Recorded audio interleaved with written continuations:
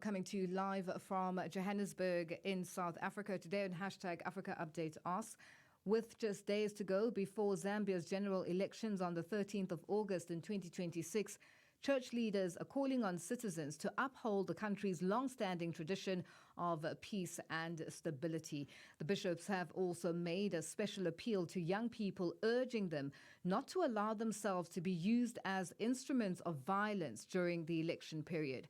Now, we want to know, what role should the church play in promoting peaceful, free and credible elections? Share your thoughts and your views on all our social media platforms. That's on X, Instagram at Channel Africa 1, on Facebook at Channel Africa. You can also send us your comments and voice notes on +27 83 288 6684. Hashtag Africa Update Us.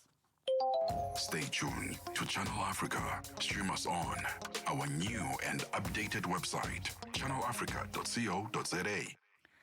Mamadou, we lost you there for a bit, but I'm glad we're able to continue this conversation. Now, what sentences and fines did the court impose on these TikTok influencers, and are they able to appeal the sentencing? Yeah, as soon as the verdict was known, or the lawyers announced to the press that they'll be appealing the verdict. Not verdict putting these people to jail for 3 months for the one, and the two others will be staying for 2 months. They consider that too much. They could have been fined, just fine and then let it there. But I mean, bringing these people to jail, and on the basis of offending the head of state, when you look at how long the Senegalese democracy has come, they consider that, I mean, it is not keeping up with the standards of our democracy. How does Senegal's legal framework regulate freedom of expression and online speech? Yeah, you know, there is a big problem with a new regulator, which will be coming very soon, because they passed a law at the National Assembly, something like in March, and it will be operating, bringing a new law, which will be watching what we call the social media. Because so far the regulator, which is existing, does not have these kind of authorities. So it means that, I mean, the authorities are trying to tighten things, because they saw that on the social media like TikTok and other platforms, people are sometimes using some kind of, I mean, very nasty words. And it's time to regulate this kind of behavior on the social media. And Mamadou, why have some critics described this ruling as an attack on free speech? Because the current president, Bassirou Diomaye Faye himself, condemned when they were in the opposition, this kind of, people under Macky Sall being brought to jail on this basis. So it is a long tradition of seeing people being brought to jail and then even having some kind of 1 month, 2 to 3 months, and even 6 months for only offending the head of state.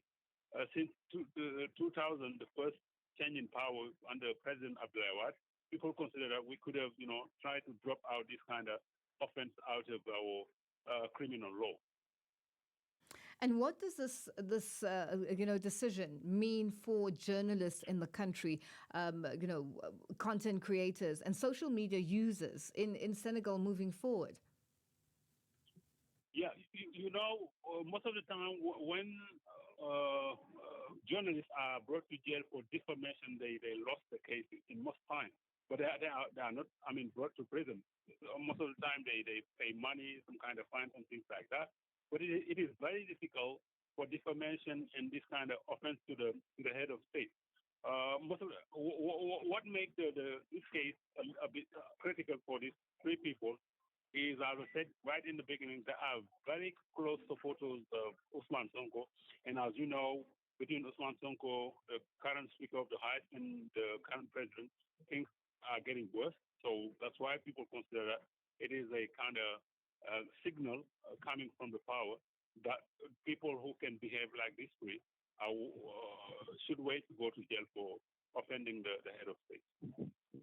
And just for interest's sake, how can governments balance protecting individuals from defamation with safeguarding freedom of expression? How do they work the balance out, especially with the fact that when the shoe was on the other side, when the president was in the opposition, it was totally different. Now things have turned. He is the president, and this is now working against three influencers. So some people can see some kind of political motives in the verdict, and because a few months ago when things were going very nice between both friends, President Diomaye Faye and Ousmane Sonko. So I mean, these people were doing the job they have been doing for many years now. They joined this kind of digital TV. In the early 2025, this is a new media close to the PASTEF party, the party of Ousmane Sonko. So, yes, the problem is the more we go, up to 2029, the next presidential election, the political platform will be very tense because between Ousmane Sonko and Bassirou Diomaye Faye, as you know, relationships are getting worse and worse.